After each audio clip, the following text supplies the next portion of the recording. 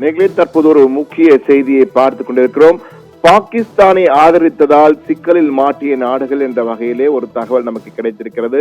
அதாவது பாகிஸ்தானுடைய நிலைப்பாட்டிற்கு ஆதரவாக உஸ்பெகிஸ்தான், துருக்கி ஆகிய நாடுகள் வெளிப்படையாக ஆதரவு தெரிவித்தன. சீனாவும் ஆதரவு தெரிவித்தது. அதே போன்று அஜர்பைஜான், உஸ்பெகிஸ்தான் ஆகிய நாடுகளும் ஆதரவு தெரிவித்தன. எனவே சீனாவை பொறுத்தமட்டிலே தற்பொழுது பெரிய அளவு பாதிப்பில்லை இருந்தாலும் உஸ்பெகிஸ்தான், அஜர்பைஜான், துருக்கி ஆகிய 3 நாடுகளுக்கும் தற்போது பெரும் சிக்கலில் அவர்கள் தானாகவே போய் மாட்டிக்கொண்டிருக்கிறார்கள் பாகிஸ்தானுக்கு ஆதரவு தெரிவித்ததால்.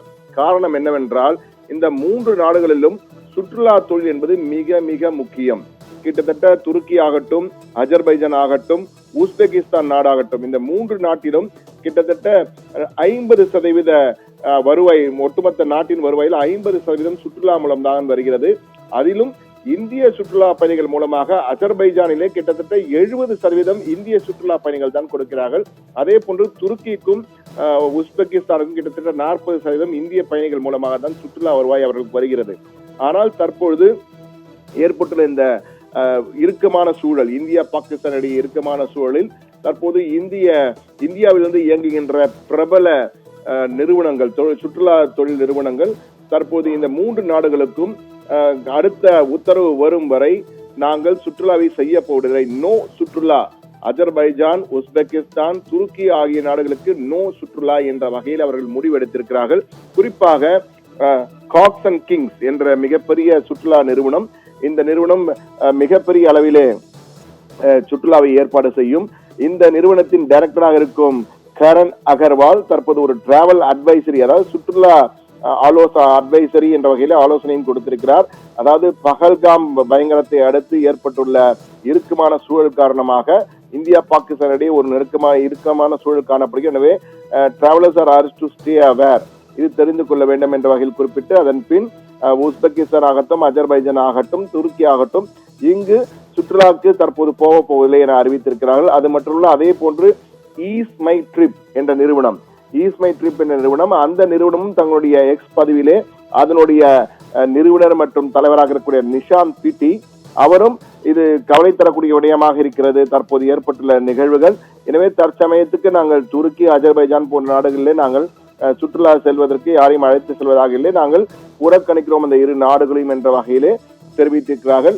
அதே போன்று டிராவல் மின்ட், 3வது டிராவோ மின்ட் என்ற சுற்றுலா நிறுவனம், இந்த நிறுவனமும் தற்போது நாங்கள் துருக்கி ஆகட்டும், அஜர்பைஜான் ஆகட்டும் 2 நாடுகளும் தேவையின்றி இதில் அரசியல் செய்வதால் நாங்கள் தற்போது அந்த நாடுகளுக்கு சுற்றுலா பயணங்களை ஏற்பாடு செய்ய முடியாத சூழல் ஏற்பட்டிருக்கு என்ற வகையிலே அதனுடைய தலைவர் மற்றும் தலைமை செயல் நிர்வாகி இருக்கும் அலோக் கே சிங் அவரும் இந்த கருத்தினை தெரிவித்திருக்கிறார். அது மட்டுமல்ல, vice president of federation of hotel and restaurant association of India, FHRAI, அவருடைய சிங் இருக்கிறார். அவருடைய ஸ்போக்ஸ் பர்சனாக இருக்கக்கூடிய பிரதீப் ஷெட்டி அவரும் தற்போது இந்த நாடுகளுக்கு எல்லாம் தற்போது செல்ல முடியாத ஒரு சூழல் ஏற்பட்டிருக்கு என்ற விளக்கத்தை கொடுத்திருக்கிறார். தற்போது இந்திய அரசும் தற்போதைய நிலையிலே 24 விமான நிலையங்கள் மூடப்பட்டிருக்கின்றன. இந்த 2 நாடுகளிடையே ஏற்பட்டுள்ள போர் பதற்றம் காரணமாக அந்த தடையானது, அந்த மூடலானது வரும் 14ஆம் தேதி நள்ளிரவு வரை நீட்டிக்கப்படுகிறது என்ற ஒரு அறிவிப்பையும் கொடுத்திருக்கிறார். அதாவது இந்தியாவிலே மூடப்பட்டுள்ள 24 விமான நிலையங்களுடைய மூடல் என்பது வரும் 14ஆம் தேதி நள்ளிரவு வரை நீட்டிக்கப்படுகிறது என இந்திய அரசு அதிகாரப்பூர்வமாக அறிவித்திருக்கிறது. இது ஒரு பக்கம் இருக்கிறது. மற்றொரு பக்கத்திலே சுற்றுலா தொழிலுக்கு புகழ்பெற்று விளங்கக்கூடிய துருக்கி ஆகட்டும், அஜர்பைஜான் ஆகட்டும், உஸ்பெகிஸ்தான் ஆகட்டும், அஜர்பைஜான் நீங்கள் நமது தமிழ் சினிமாக்கள் கூட அங்கு எடுக்கப்பட்டிருக்கிறது. நடிகர் அஜித்துடைய படமாகட்டும், அதே போன்று நடிகர் விஜய் நடித்த படமாகட்டும், அதனுடைய காட்சிகள் எல்லாம் அங்கு படக்காட்சிகள் எல்லாம் எடுக்கப்பட்டிருக்கின்றன.